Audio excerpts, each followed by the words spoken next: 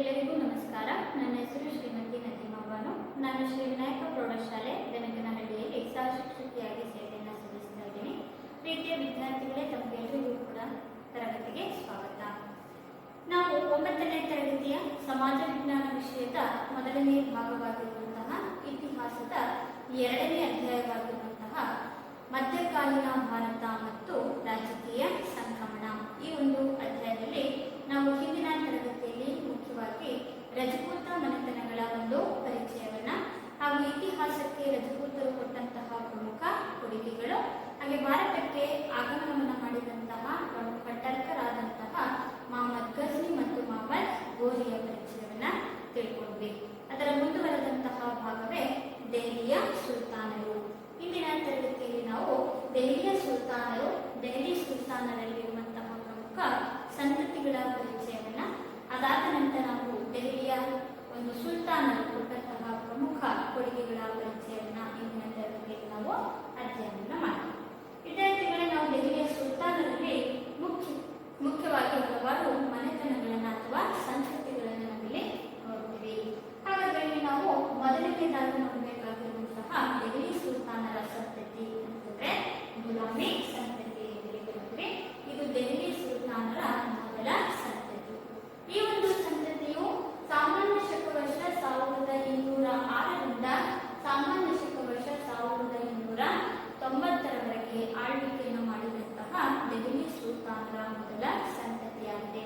ದೆಹಲಿ ಸುಲ್ತಾನರಲ್ಲಿ ಮೊದಲಾಗಿರುವಂತಹ ಗುಲಾಮಿ ಸಂತತಿಯ ಸ್ಥಾಪಕ ಯಾರಾಗಿದ್ದಾನೆ? ಕುತುಬುದ್ದೀನ್ ಐಬಕ್. ಇವನ ನಂತರ ಆಲಂ ಶಾ ಎನ್ನುವಂತವನ ಅಧಿಕಾರಕ್ಕೆ ಬರ್ತಾನೆ. ಅವನ ನಂತರ ಸುಲ್ತಾನ್ ಇಲ್ತಮಶ್ ಅನ್ನು ಆಳ್ವಿಕೆಯನ್ನು ಮಾಡ್ತಾನೆ. ಅದಾದ ನಂತರ ರಜಿಯಾ ಸುಲ್ತಾನ, ಬಹರಾಮ್ ಶಾ, ನೆಕ್ಸ್ಟ್ ಅಲಾವುದ್ದೀನ್, ಮಸೂದ್ ಶಾ ಅನ್ನುವಂಥವನು, ನಾಸಿರುದ್ದೀನ್ ಮೊಹಮ್ಮದ್, ನೆಕ್ಸ್ಟ್ ಗಿಯಾಸುದ್ದೀನ್ ಬಲ್ಬನ್ ಎನ್ನುವಂಥದ್ದು ಆಳ್ವಿಕೆ ಮಾಡ್ತಾರೆ. ಅಂತ್ಯವಾಗಿ ಗುಲಾಮಿ ಸಂತತಿಯನ್ನು ಆಳ್ವಿಕೆಯನ್ನು ಮಾಡಿದಂಥವನು ಕೈಕುಬಾದ್ ಅಂತ ಹೇಳ್ಬಿಟ್ಟು ನಾವಿಲ್ಲಿ ಗುರುತಿಸ್ತಾ ಇದ್ದೀವಿ. ಅಂದ್ರೆ ಗುಲಾಮಿ ಸಂತತಿಯನ್ನ ಆಳ್ವಿಕೆಯನ್ನು ಮಾಡಿದಂತಹ ಪ್ರಮುಖ ರಾಜರ ಪಟ್ಟಿಗಳನ್ನು ನಮಗೆ ತಿಳಿಸಿದೆ. ಇನ್ನು ಮುಂದುವರೆದ ಹಾಗೆ ನಾವು ಗುಲಾಮಿ ಸಂತತಿಯ ಸ್ಥಾಪಕನಾದಂತಹ ಕುತುಬುದ್ದೀನ್ ಐಬಕನ ಒಂದು ಪರಿಚಯವನ್ನ ಪಡ್ಕೋಬೇಕಾಗಿರುವಂತಹದ್ದು. ವಿದ್ಯಾರ್ಥಿಗಳೇ, ನಾವು ಈ ಒಂದು ಹೆಸರನ್ನ ಸೂಚಿಸುವ ಹಾಗೆ ಗುಲಾಮಿ ಸಂತತಿ ಅಂತ ಯಾಕೆ ಕರೀತೀವಪ್ಪ ಅಂತಂದ್ರೆ, ಅದು ಗುಲಾಮರಿಂದ ರಚಿತವಾದಂತಹ ಒಂದು ಸಂತತಿಯಾಗಿತ್ತು. ಅಲ್ಲಿನ ಉತ್ತರಾಧಿಕಾರಿಗಳು ಕೂಡ ಗುಲಾಮರಾಗಿದ್ರು. ಹಾಗಾಗಿ ಆ ಒಂದು ಸಂತತಿಯನ್ನು ನಾವು ಗುಲಾಮಿ ಸಂತತಿ ಅಂತೇಳಿ ಕರೀತೀವಿ. ಕುತುಬುದ್ದೀನ್ ಐಬಕ್ ಈತ ಭಾರತದಲ್ಲಿ ದೆಹಲಿ ಸುಲ್ತಾನರ ಆಳ್ವಿಕೆಗೆ ಭದ್ರ ಬುನಾದಿಯನ್ನ ಹಾಕಿದಂತಹವನು. ಈತನೇ ಕುತುಬುದ್ದೀನ್ ಐಬಕ್. ಈತ ದೆಹಲಿ ಸುಲ್ತಾನರ ಆಡಳಿತಕ್ಕೆ ಭದ್ರ ಬುನಾದಿಯನ್ನ ಹಾಕಿದಂತಹವನು. ಐಬಕನಿಗೆ ಯಾವ ಯಾವ ಭಾಷೆಗಳಲ್ಲಿ ಪ್ರಾವೀಣ್ಯತೆಯನ್ನು ಪಡ್ಕೊಂಡಿದ್ದ ಅಂತಂದ್ರೆ, ಕುತುಬುದ್ದೀನ್ ಐಬಕನು ಪರ್ಷಿಯನ್ ಮತ್ತು ಅರೇಬಿಕ್ ಭಾಷೆಗಳಲ್ಲಿ ಪಾಂಡಿತ್ಯವನ್ನ ಪಡೆದುಕೊಂಡಿದ್ದವನಾಗಿದ್ದ, ಶಿಕ್ಷಣವನ್ನು ಪಡೆದಿದ್ದ. ಅಷ್ಟೇ ಅಲ್ಲದೆ ಬಿಲ್ಲುಗಾರಿಕೆಯನ್ನ, ಕುದುರೆ ಸವಾರಿ ಮಾಡುವುದು ಹಾಗೂ ಸೈನಿಕ ತರಬೇತಿಯನ್ನು ಕೂಡ ಪಡೆದಂತಹ ಪ್ರಮುಖ ಗುಲಾಮ ಅಂತಂದ್ರೆ ಕುತುಬುದ್ದೀನ್ ಐಬಕನಾಗಿದ್ದ. ಈತ ಗಜ್ನಿಯ ರಾಜ್ಯಪಾಲನಾಗಿದ್ದ ಮಹಮ್ಮದ್ ಗೋರಿ ಇವನನ್ನೇ ಮಾಡಿದ್ದ ಗುಲಾಮನನ್ನಾಗಿ ಖರೀದಿಸಿದ್ದ. ಇಂದಿನ ತರಗತಿಯಲ್ಲಿ ನಾವು ಟರ್ಕರ ಆಗಮನದಲ್ಲಿ ಮಹಮ್ಮದ್ ಗಜ್ನಿ ಮತ್ತು ಮಹಮ್ಮದ್ ಗೋರಿಯ ಪರಿಚಯವನ್ನು ತಿಳ್ಕೊಂಡ್ವಿ. ಹಾಗಾದ್ರೆ ಕುತುಬುದ್ದೀನ್ ಐಬಕ್ ಯಾರ ಗುಲಾಮನಾಗಿದ್ದ? ಮಹಮ್ಮದ್ ಗೋರಿಯ ಗುಲಾಮನಾಗಿದ್ದ. ಈತನನ್ನ ಗಜ್ನಿಯ ರಾಜ್ಯಪಾಲನಾಗಿದ್ದಂತಹ ಮಹಮ್ಮದ್ ಗೋರಿಯು ಗುಲಾಮನನ್ನಾಗಿ ಖರೀದಿಯನ್ನ ಮಾಡಲಾಗಿತ್ತು.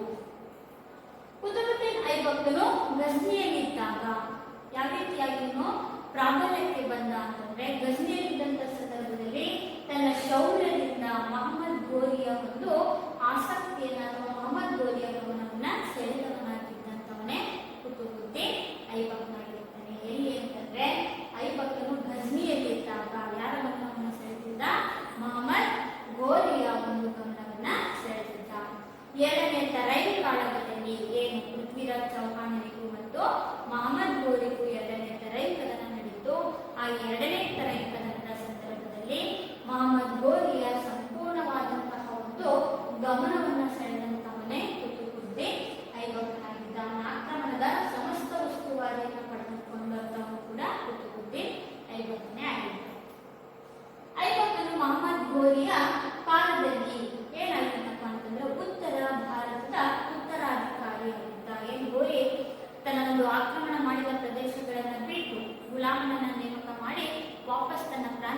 ಹೋಗ್ತಾನೆ. ವಾಪಸ್ ಹೋಗುವಂತ ಸಂದರ್ಭದಲ್ಲಿ ಉತ್ತರ ಭಾರತದ ಉತ್ತರಾಧಿಕಾರಿ ಅಂತ ಹೇಳ್ಬಿಟ್ಟು ಯಾರನ್ನ ಆಯ್ಕೆ ಮಾಡಿ ಹೋಗ್ತಾನೆ, ಕುತುಬುದ್ದೀನ್ ಐಬಕನನ್ನ, ಆ ಗುಲಾಮನನ್ನ ಅದರ ಒಂದು ಅಧಿಕಾರವನ್ನು ವಹಿಸಿ ಕೊಡ್ತಾನೆ. ಗೋರಿಯ ಮರಣದ ನಂತರ ತಾನೇ ಸ್ವತಂತ್ರ ಅಂತ ಮಾಡ್ತಾನೆ, ಆಳ್ವಿಕೆಯನ್ನ ಮಾಡ್ತಾನೆ. ಗುಲಾಮನನ್ನಾಗಿ ನೇಮಕ ಮಾಡಿ ಹೋದಂತಹ ಮೊಹಮ್ಮದ್ ಗೋರಿ ಅವಾಗ ದಾರಿ ಮಧ್ಯದಲ್ಲಿ ಅಥವಾ ದಾರಿ ಹೋಗುವಂತ ಸಂದರ್ಭದಲ್ಲಿ ಹತ್ಯೆಗೀಡಾಗ್ತಾನೆ. ಅವನು ಮರಣವನ್ನು ಹೊಂದಿದ್ದಾನೆ ಅಂತ ತಿಳಿದ ತಕ್ಷಣ ಮೊಹಮ್ಮದ್ ಗೋರಿ ಏನ್ ಮಾಡ್ತಾನೆ, ಸಂಪೂರ್ಣವಾಗಿ ಅವನ ಮರಣವನ್ನು ಹೊಂದಿದ ಮೇಲೆ ಕುತುಬುದ್ದೀನ್ ಐಬಕನೇ ಸ್ವತಂತ್ರ ರಾಜ್ಯದ ಸ್ಥಾಪನೆಯನ್ನ ಮಾಡಿಕೊಳ್ತಾನೆ. ಇನ್ನು ಕುತುಬುದ್ದೀನ್ ಐಬಕನು ತನ್ನ ಆಡಳಿತದ ಸಂದರ್ಭದಲ್ಲಿ ಮುಖ್ಯವಾಗಿ ಏನ್ ಮಾಡ್ತಾನೆ ಅಂತಂದ್ರೆ ದೆಹಲಿಯ ಕೂವತ್ತುಲ್ ಇಸ್ಲಾಂ ಎನ್ನುವಂತಹ ಒಂದು ಮಸೀದಿನ ಕಟ್ಟಿಸ್ತಾನೆ. ದೆಹಲಿಯಲ್ಲಿ ಯಾವ ಮಸೀದಿನ? ಕೂವತ್ತುಲ್ ಇಸ್ಲಾಂ ಎನ್ನುವಂತಹ ಮಸೀದಿಯನ್ನ ಕಟ್ಟಿಸ್ತಾನೆ. ಅದರ ಸಮೀಪದಲ್ಲೇ ಆ ಒಂದು ಮಸೀದಿಯ ಪಕ್ಕದಲ್ಲಿ ಅವನು ಏನ್ ಮಾಡ್ತಾನೆ, ಕುತುಬ್ ಮಿನಾರನ್ನು ಕೂಡ ನಿರ್ಮಾಣ ಮಾಡಲಿಕ್ಕೆ ಪ್ರಾರಂಭಿಸ್ತಾನೆ. ಈ ಒಂದು ಕಾಣಿಸ್ತಾ ಇದೆಯಲ್ಲ, ಇದು 5 ಸ್ತರಗಳನ್ನು ಹೊಂದಿರುವಂತಹ ಒಂದು ಕುತುಬ್ ಮಿನಾರ್, ಇದನ್ನ ನಿರ್ಮಾಣವನ್ನ ಮಾಡ್ತಾನೆ.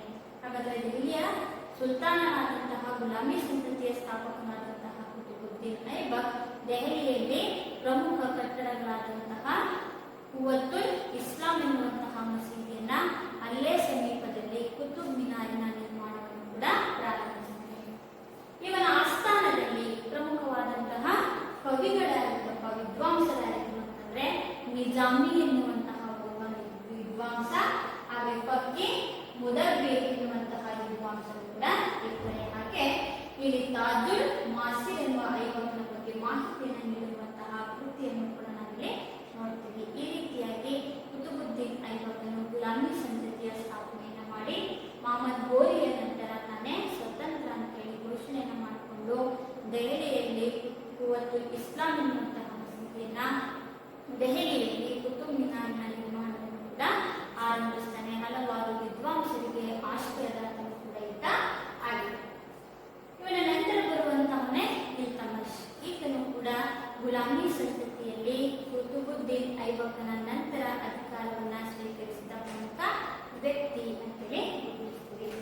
ಹಾಗಾದ್ರೆ ಇಲ್ತಮಶ್ ಈತ ಯಾರಪ್ಪ ಅಂತಂದ್ರೆ ಕುತುಬುದ್ದೀನ್ ಐಬಕನ ಉತ್ತರಾಧಿಕಾರಿ. ಈತ ಇಲ್ಬರಿ ಕುಟುಂಬಕ್ಕೆ ಸೇರಿದಂತವನು. ಇಲ್ತಮಶ್ ಯಾವ ಕುಟುಂಬಕ್ಕೆ ಸೇರಿದಂತವನು? ಇಲ್ಬರಿ ಎನ್ನುವಂತಹ ಒಂದು ಕುಟುಂಬಕ್ಕೆ ಸೇರಿದಂತವನು. ಈತನು ಕುತುಬುದ್ದೀನ್ ಐಬಕನ ಗುಲಾಮ.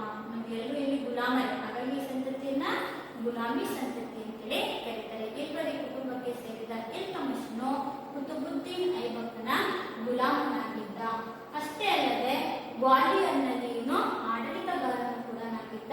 ಇವನು ಕುತುಬುದ್ದೀನ್ ಐಬಕನ ಉತ್ತರಾಧಿಕಾರಿಗೆ ಕೂಡ ಆಗ್ತಾನೆ. ಹಾಗಾದ್ರೆ ಐಬಕ್ ಇವನಿಗೆ ಯಾವ ಪ್ರಾಂತದ ಉತ್ತರಾಧಿಕಾರತ್ವವನ್ನು ಕೊಡ್ತಾನೆ, ಆಡಳಿತಕ್ಕೆ ಅವಕಾಶವನ್ನು ಕೊಡ್ತಾನೆ ಅಂತಂದ್ರೆ ಗ್ವಾಲಿಯರ್ ಪ್ರಾಂತದಲ್ಲಿ ಇವನು ಆಡಳಿತಗಾರನಾಗಿದ್ದ.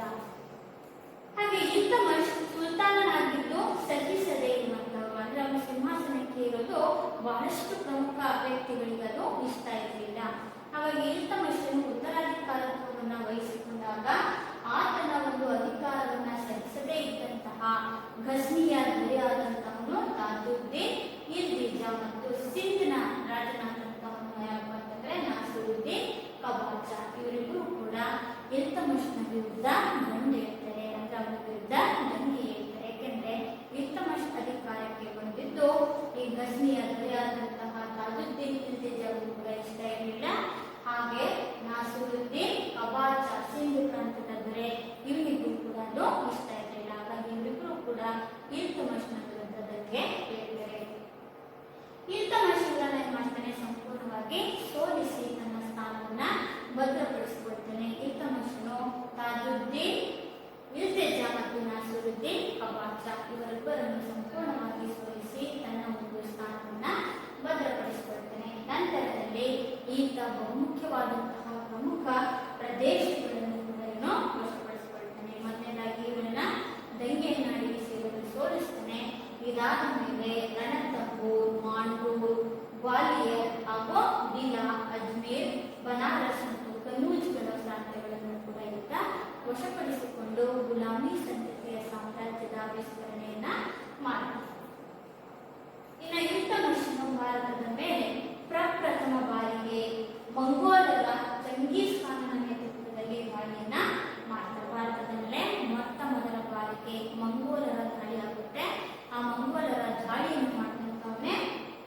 ಚಂಗೀಸ್ ಖಾನನ ನೇತೃತ್ವದಲ್ಲಿ ಮೊದಲ ಮಂಗೋಲರ ದಾಳಿ ಸಂಭವಿಸುತ್ತೆ.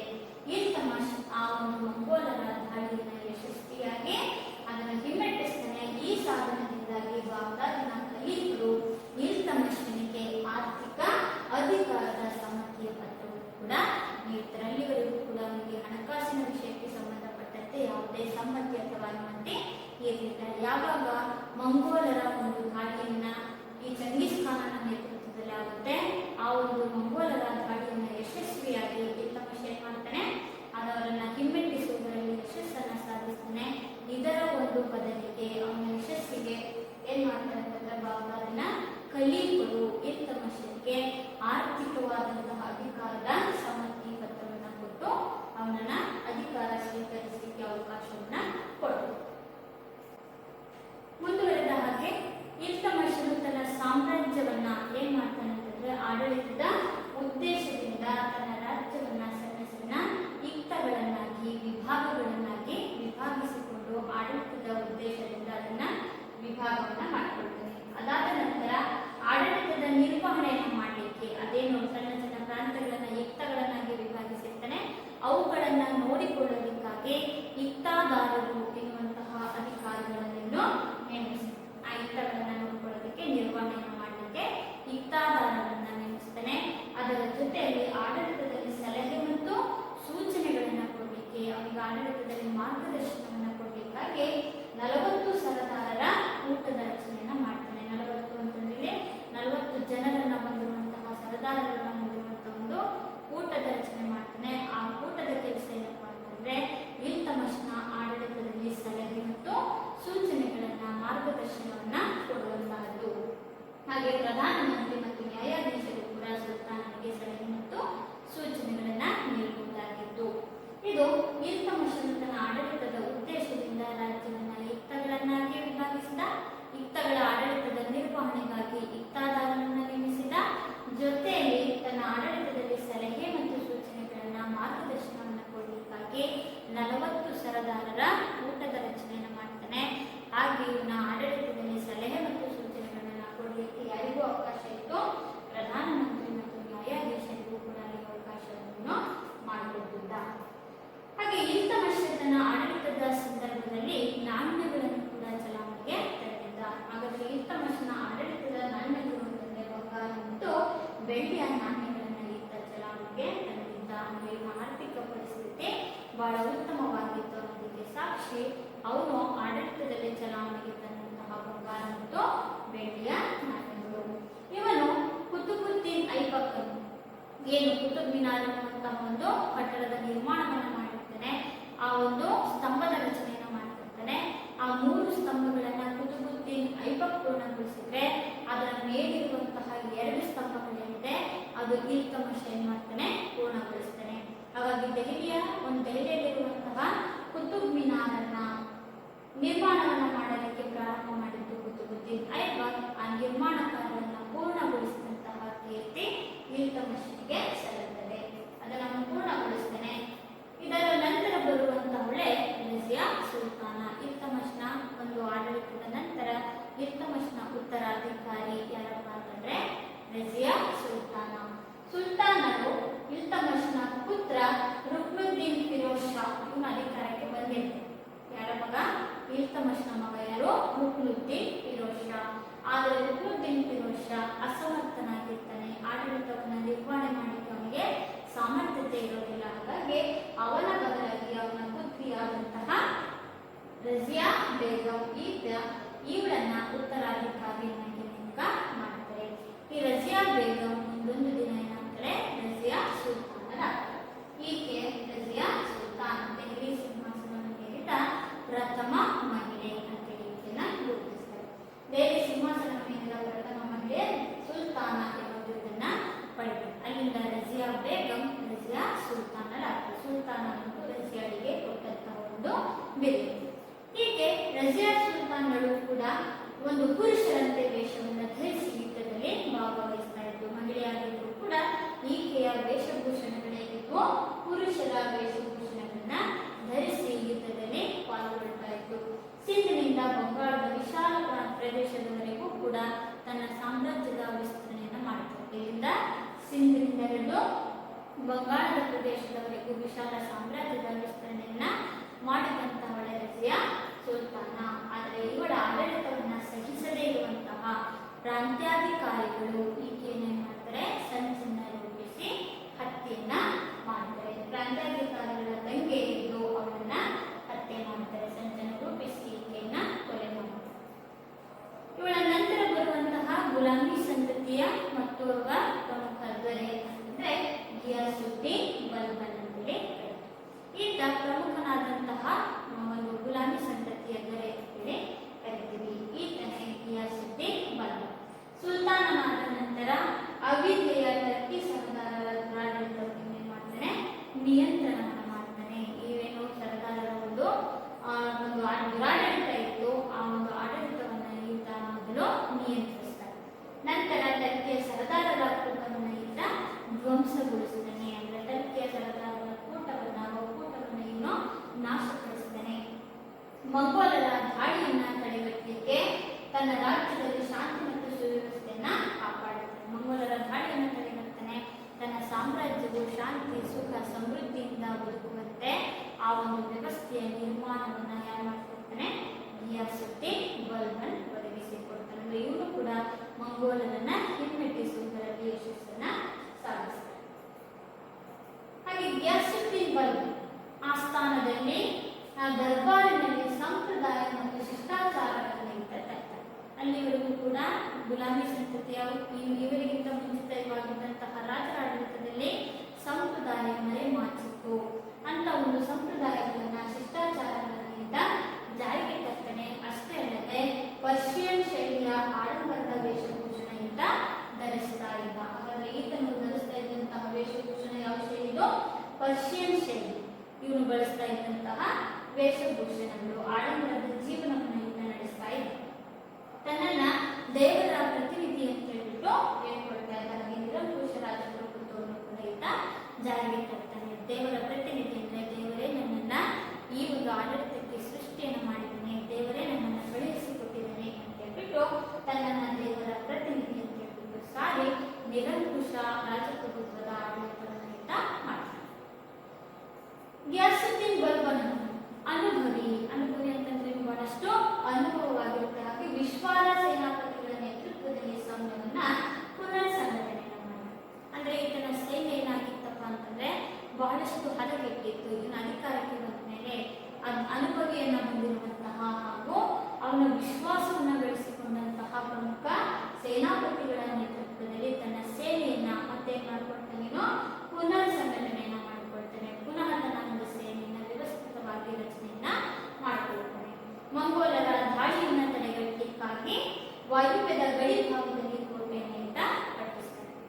ಮತ್ತೆ ಮಾಡ್ತಾ ಇದ್ದಂತಹ ಮಂಗೋಲರ ದಾಳಿಯನ್ನ ತಡೆಗಟ್ಟಲಿಕ್ಕಾಗಿ ತನ್ನ ಒಂದು ಕೋಟೆಯನ್ನ ಅಂದ್ರೆ ತನ್ನ ಒಂದು ಮಂಗೋಲರ ದಾಳಿಯನ್ನ ತಡೆಗಟ್ಟಲಿಕ್ಕಾಗಿ ತನ್ನ ಸಾಮ್ರಾಜ್ಯದ ಯಾವ ದಿಕ್ಕಿನಲ್ಲಿ ವಾಯುವ್ಯ ಗಡಿಯಲ್ಲಿ ವಾಯುವ್ಯ ಗಡಿ ಭಾಗದಲ್ಲಿ ಈತ ಕೋಟೆಯನ್ನ ಕಟ್ಟಿಸಿ ಮಂಗೋಲರ ದಾಳಿಯಿಂದ ತನ್ನ ಸಾಮ್ರಾಜ್ಯದ ರಕ್ಷಣೆಯನ್ನ ಮಾಡಿಕೊಳ್ತಾನೆ.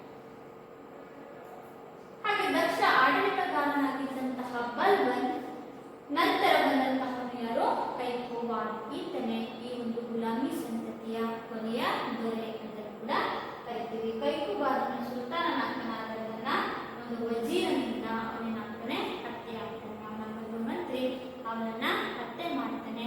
ಕೈಕೋಬಾರನ ಹತ್ಯೆದೊಂದಿಗೆ ಗುಲಾಮಿ ಸಂತತಿ ಅವನನ್ನ ಕಂಡುಕೊಳ್ಳುತ್ತೆ.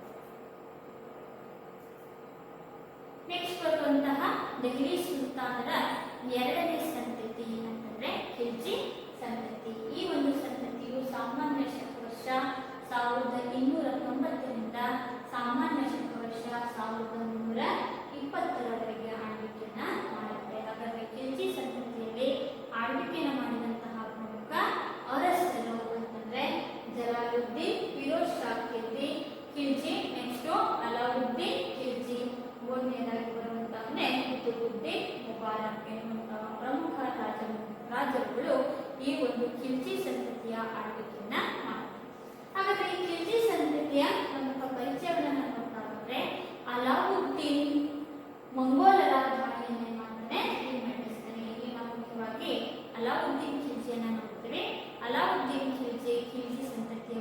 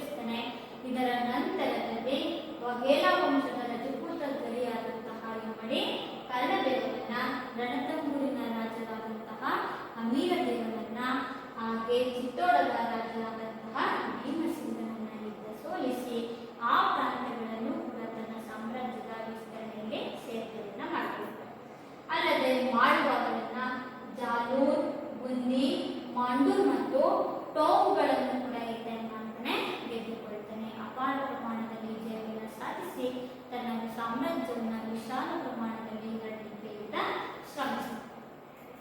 ಇನ್ನು ಅಲಾವುದ್ದೀನ್ ಖಿಲ್ಜಿಯ ಕಾಲದಲ್ಲಿ ದಕ್ಷಿಣ ಭಾರತದ ದಂಡಯಾತ್ರೆ ಯಶಸ್ವಿಗೊಳಿಸಿದಂತಹ ಕೀರ್ತಿಯಾಗವಾಗಲೇ ಇದರ ದಂಡನಾಯಕನಾದಂತಹ ಮಲ್ಲಿಕಾರ್ಜುನನಿಗೆ ಸಲ್ಲಿದೆ. ಉತ್ತರ ಭಾರತದಲ್ಲಿ ಕೆಲವೊಂದು ಪ್ರದೇಶಗಳನ್ನು ವಶಪಡಿಸಿಕೊಂಡಿದ್ದಷ್ಟೇ ಅಲ್ಲದೆ ಅಲಾವುದ್ದೀನ್ ಖಿಲ್ಜಿ ಏನ್ ಮಾಡ್ತಾನೆ ದಕ್ಷಿಣ ಭಾರತದ ಮೇಲೆ ದಂಡಯಾತ್ರೆಯನ್ನ ಮಾಡಲಿಕ್ಕೆ ಒಬ್ಬ ದಂಡನಾಯಕನನ್ನ ಕಳಿಸಿಕೊಟ್ಟರು. ಆ ದಕ್ಷಿಣ ಭಾರತದ ದಂಡಯಾತ್ರೆಯನ್ನು ಯಶಸ್ವಿಗೊಳಿಸಿದ ಅಲಾವುದ್ದೀನ್ ಖಿಲ್ಜಿಯ ದಂಡನಾಯಕನೇ ಮಲ್ಲಿಕಾರ್ಜುನ ಎನ್ನುವಂತಹ ಈತ ದಕ್ಷಿಣ ಭಾರತದ ಬಹುತೇಕ ಪ್ರಾಂತ್ಯಗಳಲ್ಲಿ ಯಶಸ್ವಿಯಾಗಿ ಅದನ್ನ ವಶಪಡಿಸಿಕೊಳ್ತಾನೆ. ಇನ್ನು ಈತ ದೇವಗಿರಿ, ವಾರಂಗಲ್, ಬಾಲಸಮುದ್ರ ಮತ್ತು ಮಧುರೈಗಳ ಮೇಲೆ ದಾಳಿಯನ್ನು ನಡೆಸಿ ಅವುಗಳನ್ನ ಅವನತಿಗೆ ಕಾರಣನಾಗ್ತಾನೆ. ಯಾರು? ಮಲ್ಲಿಕಾರ್ಜುನ. ದಕ್ಷಿಣ ಭಾಗದಲ್ಲಿ ವಾರಂಗಲಿನ ಮೇಲೆ, ಬಾಲಸಮುದ್ರದ ಮೇಲೆ, ದೇವಗಿರಿಯ ಮೇಲೆ ಹಾಗೂ ಮಧುರೈ ಪ್ರಾಂತ್ಯಗಳ ಮೇಲೆ ದಾಳಿಯನ್ನು ನಡೆಸಿ ಅವುಗಳೆಲ್ಲವನ್ನು ಕೂಡ ಸಂಪೂರ್ಣವಾಗಿ ಸೋಲಿಸಿ ಅವನತಿಗೆ ಕಾರಣನಾಗ್ತಾನೆ. ಆದರೆ ಗೆದ್ದ ರಾಜ್ಯಗಳನ್ನ ತನ್ನ ರಾಜ್ಯದಲ್ಲಿ ವಿಲೀನಗೊಳಿಸಿಕೊಳ್ಳದೆ ಅಂದ್ರೆ ತನ್ನ ಸಾಮ್ರಾಜ್ಯಕ್ಕೆ ಆ ಪ್ರಾಂತ್ಯಗಳನ್ನ ಸೇರಿಸಿಕೊಳ್ಳದೆ ಮಾಡ್ತಾನೆ, ಕೇವಲ ಸಂಪತ್ತನ್ನ ಮಾತ್ರ ಲೂಟಿ ಮಾಡ್ತಾನೆ. ಆ ಪ್ರಾಂತ್ಯಗಳನ್ನ ತನ್ನ ಸಾಮ್ರಾಜ್ಯಕ್ಕೆ ಸೇರ್ಪಡೆ ಮಾಡಿಕೊಳ್ಳೋದಷ್ಟೇ ಅಲ್ಲದೆ ಅಲ್ಲಿದ್ದಂತಹ ಒಂದು ಸೇರಿಸಿಕೊಳ್ಳದೆ ಅಲ್ಲಿ ಕೇವಲ ಏನ್ ಮಾಡ್ತಾನಪ್ಪ ಅಂತಂದ್ರೆ ಆ ಪ್ರಾಂತ್ಯಗಳಲ್ಲಿ ಬರುತ್ತಿರುವಂತಹ ಸಂಪತ್ತನ್ನ ಮಾತ್ರ ಈತ ಲೂಟಿ ಮಾಡ್ತಾನೆ. ಇನ್ನು ಅಲಾವುದ್ದೀನ್ ಖಿಲ್ಜಿ ಈತ ಮೂರನೇ ಮಗನಾದಂತಹವನೇ ಕುತುಬುದ್ದೀನ್ ಮುಬಾರಕ್. ಅಲಾವುದ್ದೀನ್ ಖಿಲ್ಜಿಯ ಮೂರನೇ ಮಗ ಯಾರು? ಕುತುಬುದ್ದೀನ್ ಮುಬಾರಕ್ ಎನ್ನುವಂತ 4 ವರ್ಷಗಳ ಕಾಲ ಅಧಿಕಾರವನ್ನ ನಡೆಸ್ತಾನೆ. ಆದರೆ ಖುಸ್ರೋ ಎಂಬ ಸೈನಿಕರಿಂದ ಏನು ಕೊಲ್ಲಲ್ಪಡ್ತಾನೆ. ಅಂದ್ರೆ ಈತನನ್ನ ಯಾರು ಕೊಂದಾಕ್ತಾರೆ? ಒಬ್ಬ ಸೈನಿಕ. ಖುಸ್ರೋ ಎನ್ನುವಂತಹ ಒಬ್ಬ ಸೈನಿಕ ಕುತುಬುದ್ದೀನ್ ಮುಬಾರಕನನ್ನ ಹತ್ಯೆ ಮಾಡ್ತಾನೆ. ಮುಂದೆ ಹಾಜಿ ಮಲ್ಲಿಕ್ ಅಥವಾ ಗಿಯಾಸುದ್ದೀನ್ ತೊಗಲಕ್ ಎನ್ನುವಂತವನು ಖುಸ್ರೋನನ್ನ ಕೊಂದು ತೊಗಲಕ್ ಸಂತತಿಯ ಸ್ಥಾಪನೆಯನ್ನ ಮಾಡ್ತಾನೆ. ಹೀಗೆ ಇಲ್ಲಿ ಖಿಲ್ಜಿ ಸಂತತಿ ಅವನತಿಯನ್ನ ಕಂಡುಕೊಳ್ಳುತ್ತೆ. ನೆಕ್ಸ್ಟ್ ತೊಗಲಕ್ ಸಂತತಿ ಪ್ರಾರಂಭವಾಗುತ್ತೆ. ತೊಗಲಕ್ ಸಂತತಿಯನ್ನ ಖುಸ್ರೋನನ್ನ ಕೊಂದು ಹಾಜಿ ಮಲ್ಲಿಕ್ ಎನ್ನುವಂತವನು ತೊಗಲಕ್ ಸಂತತಿಯ ಸ್ಥಾಪನೆಯನ್ನ ಮಾಡ್ತಾನೆ. ಇನ್ನು ಅಲಾವುದ್ದೀನ್ ಖಿಲ್ಜಿಯ ಆಡಳಿತ ಸುಧಾರಣೆಗಳನ್ನ ನಾವು ನೋಡ್ತಾ ಬಂದ್ರೆ ಅಲಾವುದ್ದೀನ್ ಖಿಲ್ಜಿ ಯಾವ ರೀತಿಯಾಗಿ ಆಡಳಿತದ ನಿರ್ವಹಣೆಯನ್ನ ಮಾಡ್ದ ಅನ್ನೋದನ್ನ ನೋಡ್ತಾ ಬಂದ್ರೆ ಆಡಳಿತಾತ್ಮಕ ಸುಧಾರಣೆಗಳಲ್ಲಿ ಅಲಾವುದ್ದೀನ್ ಖಿಲ್ಜಿಯು ಆಡಳಿತದಲ್ಲಿ ಹಲವು ಸುಧಾರಣೆಗಳನ್ನ ಕೈಗೊಂಡ. ಬಹಳಷ್ಟು ಸುಧಾರಣೆಗಳನ್ನ ಜಾರಿಗೆ ತರ್ತಾನೆ. ಇಲ್ಲಿ ಅವನು ಜಾರಿಗೆ ತಂದಂತಹ ಪ್ರಮುಖ ಸುಧಾರಣೆಗಳು ಅಂತಂದ್ರೆ ಒಂದನೇದಾಗಿ ಬರುವಂತಹದ್ದು ಇಲ್ಲಿ ಇದ್ದಂತಹ ಏನ್ ಧಾರ್ಮಿಕ ದತ್ತಿ ಅಂತೇಳಿ ಕರಿತೀವಿ, ಧರ್ಮಕ್ಕೆ ನೀಡುವಂತಹ ಹಣ ಅಂತ ಕರಿತೀವಿ. ಆ ಧಾರ್ಮಿಕ ದತ್ತಿ, ಇನಾಮ್ ಭೂಮಿಗಳನ್ನು ಮತ್ತು ಸಹಾಯಧನಗಳನ್ನು ಈತನೇ ಮಾಡ್ತಾನೆ ರದ್ದುಪಡಿಸ್ತಾನೆ. ಧರ್ಮದ ಹೆಸರಿನಲ್ಲಿ ಕೊಡ್ತಾ ಇದ್ದಂತಹ ಹಣ ಹಾಗೆ ಉಡುಗೊರೆ ರೂಪದಲ್ಲಿ ಕೊಡ್ತಾ ಇದ್ದಂತಹ ಇನಾಮ್ ಭೂಮಿ ಅಂತ ನಾವು ಕರಿತೀವಿ, ಅದು ಹಾಗೆ ಹಲವಾರು ಸಹಾಯಧನಗಳನ್ನು ಈತನೇ ಮಾಡ್ತಾನೆ ರದ್ದುಪಡಿಸ್ತಾನೆ. ಈತನ ಅಧಿಕಾರಕ್ಕೆ ಬಂದ ಮೇಲೆ ಆಡಳಿತಾತ್ಮಕವಾಗಿ ಬಹಳಷ್ಟು ಸುಧಾರಣೆಗಳನ್ನು ಇವನು ಜಾರಿಗೆ ತರ್ತಾನೆ. ಇವನು ಜಾರಿಗೆ ತಂದಂತಹ ಮತ್ತೊಂದು ಆಡಳಿತಾತ್ಮಕ ಸುಧಾರಣೆ ಅಂತಂದ್ರೆ ದಕ್ಷ ಗೂಢಾಚಾರರ ವ್ಯವಸ್ಥೆಯನ್ನು ಈತ ರಚಿಸ್ತಾನೆ. ಈ ಗುಪ್ತಚರರು ಅಂತ ನಾವೇನ್ ಕರಿತೀವಿ, ಆ ಗುಪ್ತಚರರು ಎಂತ ಗುಪ್ತಚರರನ್ನು ನಿರ್ಮಿಸ್ತಾನೆ? ದಕ್ಷವಾಗಿ ಕಾರ್ಯನಿರ್ವಹಿಸಬೇಕು, ಅವರ ವಿಶ್ವಾಸವನ್ನ ಗೆಲ್ಲಬೇಕು ಅಂತಹ ವಿಶ್ವಾಸವನ್ನ ಹೊಂದಿರುವಂತಹ ಜನರನ್ನ ಒಟ್ಟುಗೂಡಿಸಿ ದಕ್ಷ ಗೂಢಾಚಾರರ ಒಂದು ವ್ಯವಸ್ಥೆಯನ್ನು ಈತ ಮಾಡ್ತಾನೆ. ಇವನಿಗೆ ಆಡಳಿತದಲ್ಲಿ ಅನುಕೂಲವಾಗಲಿ, ಅವನ ಬಗ್ಗೆ ಯಾರು ಕೂಡ ಒಳಸಂಚನ್ನ ರೂಪಿಸಬಾರ್ದು, ಅದೇನೇ ಇದ್ರು ಆತನಿಗೆ ತಕ್ಷಣ ತಿಳಿಬೇಕು ಅಂತೇಳಿ ದಕ್ಷ ಗೂಢಾಚಾರರ ವ್ಯವಸ್ಥೆಯನ್ನು ಈತ ರಚಿಸಿಕೊಳ್ತಾನೆ.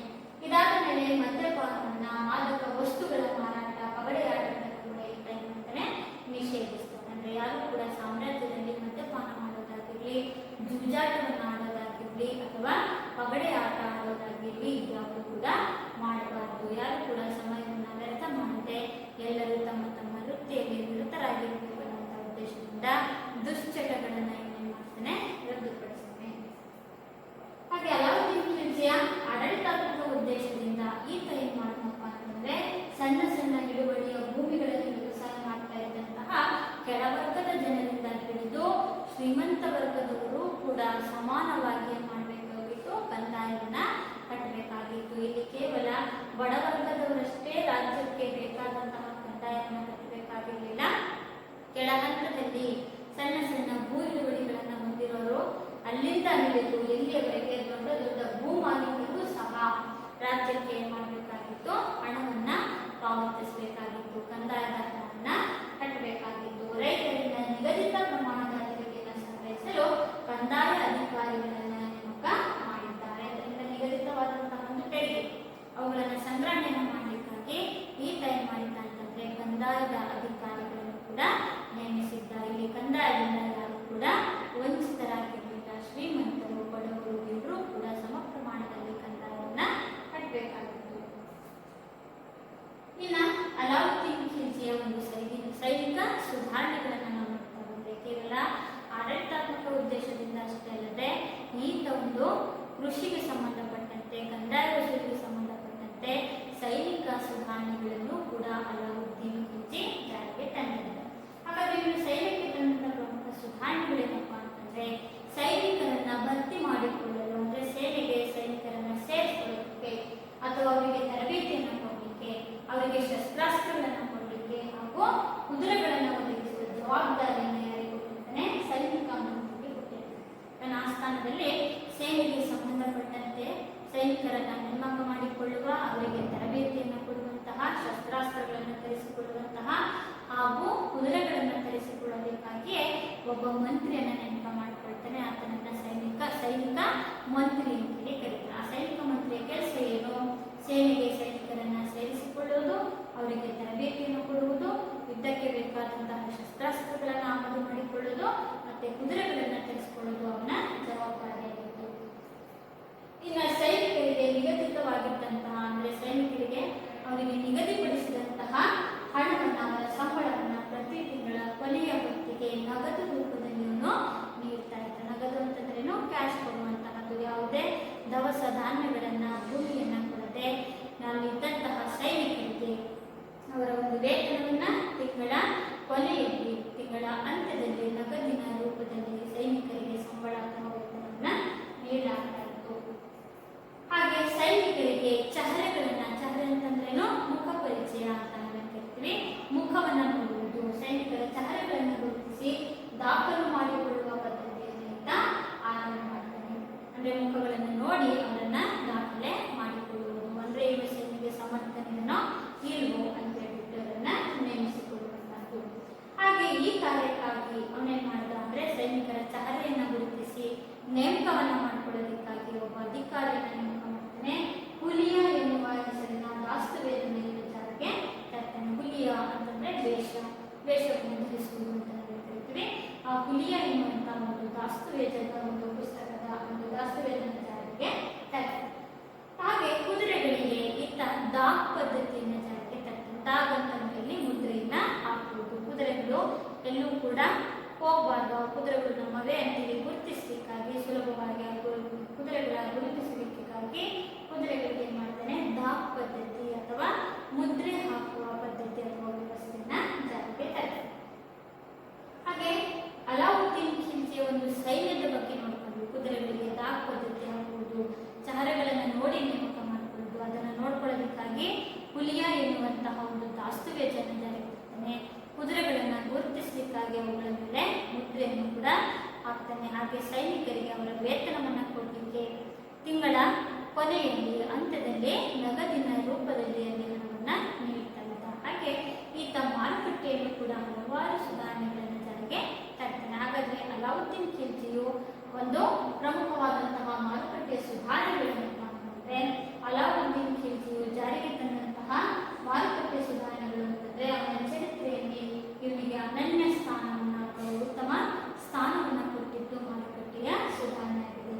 ಸಾಮಾನ್ಯ ಜನತೆಗೂ ಕೂಡ ಜೀವನಾವಶ್ಯಕವಾಗಿ ಬೇಕಾಗಿರುವಂತಹ ಪ್ರಮುಖ ಆಹಾರ ಪದಾರ್ಥಗಳನ್ನು ಅಂತಂದ್ರೆ ಧಾನ್ಯಗಳಾಗಿರ್ಬೋದು, ಖಾದ್ಯ ತೈಲಗಳಾಗಿರ್ಬೋದು, ಉಪ್ಪಾಗಿರ್ಬೋದು, ಸಕ್ಕರೆ ಆಗಿರ್ಬೋದು, ತೈಲಗಳಾಗಿರ್ಬೋದು, ಇವುಗಳೆಲ್ಲವೂ ಕೂಡ ಸಾರ್ವಜನಿಕರಿಗೆ ನ್ಯಾಯಯುತವಾದಂತಹ ಬೆಲೆಯಲ್ಲಿ ಸಿಗುವಂತೆ ಮಾರುಕಟ್ಟೆ ವ್ಯವಸ್ಥೆಯನ್ನ ಮಾಡಿರ್ತಾರೆ. ಮಾರುಕಟ್ಟೆಯಲ್ಲಿ ಯಾರು ಕೂಡ ಮೋಸವನ್ನ ಮಾಡಬಾರದಿರಲಿಲ್ಲ. ಶ್ರೀಮಂತರು ಬಡವರು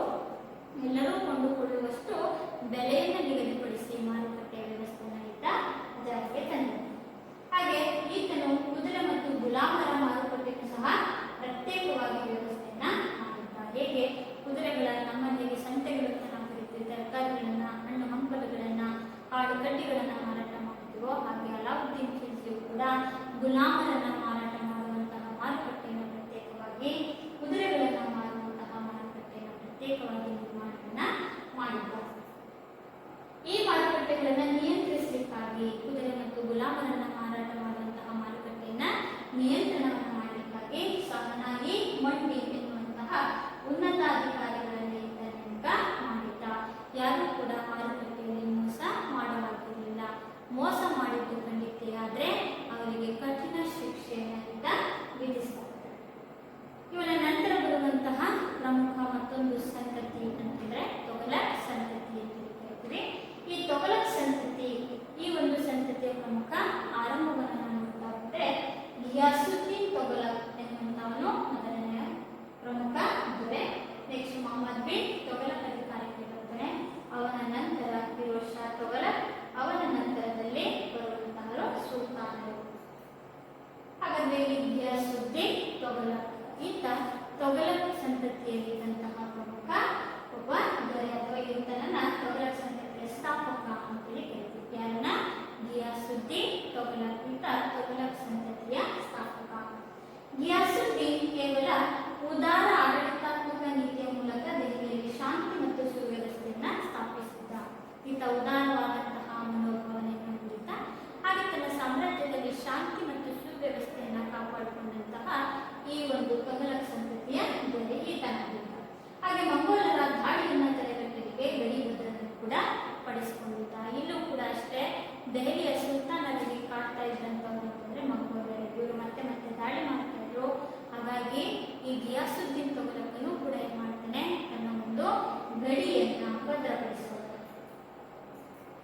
ಹಾಗೆ ರೈತರಿಗೆ ಗಿಯಾಸುದ್ದೀನ್ ತೊಗಲಕ್ ಏನ್ ಮಾಡ್ತಾನೆ ಅಂತಂದ್ರೆ, ರೈತರಿಗೆ ಸಂಬಂಧಪಟ್ಟಂತಹ ನೀರಾವರಿ ಕಾಲುವೆಗಳನ್ನ ನಿರ್ಮಿಸ್ತಾನೆ. ನಮ್ಮಲ್ಲಿ ಈಗ ನಾವು ಚಾನೆಲ್ಗಳು, ಕಾಲುವೆಗಳು ಅಂತ ಕರಿತೀವಿ, ಅವುಗಳ ಮುಖಾಂತರ ನಾವು ವ್ಯವಸಾಯವನ್ನು ಮಾಡ್ತಾ ಇದ್ವಿ.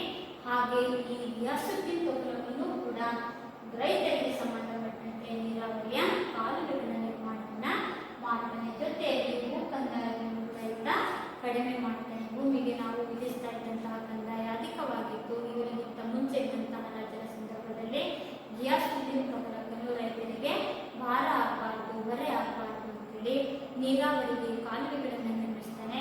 ಹಾಗೆ ಭೂಕಂದಾಯದ ಒಂದು ದರವನ್ನು ಕೂಡ ಈತ ಕಡಿಮೆ ಮಾಡ್ತಾನೆ. ಇದರ ಜೊತೆಯಲ್ಲಿ ಕುದುರೆ ಮತ್ತು ಕಾಲಾಳುಗಳ ಮೂಲಕ ಅಂಚೆ ಪದ್ಧತಿಯನ್ನು ಈತ ಸಂಘಟಿಸ್ತಾನೆ. ಅಂಚೆ ಅಂತಂದ್ರೆ ಪತ್ರ ವ್ಯವಹಾರಗಳನ್ನು ನಡೆಸಲಿಕ್ಕಾಗಿ ಯಾವುದನ್ನು ಬಳಸ್ತಾ ಇದ್ದ?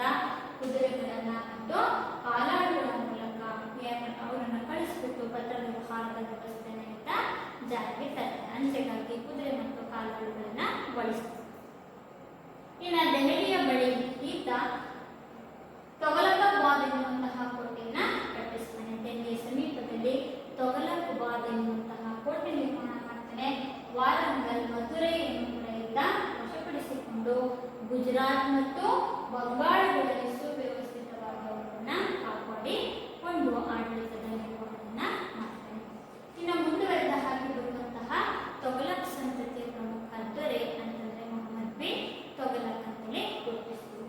ಈ ಮೊಹಮ್ಮದ್ ಬಿನ್ ತೊಗಲಕ್ ಈತನನ್ನ ನಾವು ಪರ್ಷಿಯನ್ ಮತ್ತು ಅರೇಬಿಕ್ ಭಾಷೆಗಳಲ್ಲಿ ಪಾಂಡಿತ್ಯವನ್ನ ಪಡೆದ ಪ್ರಮುಖ ದೊರೆ ಅಂತಲೇ ಹೇಳ್ತೀವಿ. ಹಾಗಾದ್ರೆ ಮೊಹಮ್ಮದ್ ಬಿನ್ ತೊಗಲಕ್ ಯಾವ್ಯಾವ ಭಾಷೆಗಳಲ್ಲಿ ಪಾಂಡಿತ್ಯವನ್ನ ಪಡ್ಕೊಂಡಿದ್ದ? ಪರ್ಷಿಯನ್ ಮತ್ತು ಅರೇಬಿಕ್ ಭಾಷೆಗಳಲ್ಲಿ ಪಾಂಡಿತ್ಯವನ್ನ ಪಡೆದುಕೊಂಡಿದ್ದ. ಈತ ಅವಷ್ಟು ಅಲ್ಲದೆ ಗಣಿತಶಾಸ್ತ್ರದಲ್ಲಿ, ಭೌತ ವಿಜ್ಞಾನದಲ್ಲಿ, ವೈದ್ಯಶಾಸ್ತ್ರದಲ್ಲಿ, ಪರ್ಷಿಯನ್ ಕಾವ್ಯಗಳಲ್ಲಿ ಮತ್ತು ಖಗೋಳಶಾಸ್ತ್ರ ಮುಂತಾದ ವಿಷಯಗಳಲ್ಲಿ ಪರಿಣಿತಿಯನ್ನು ಪಡೆದಂತಹ ಪ್ರಮುಖ ವ್ಯಕ್ತಿಯಾಗಿದ್ದ.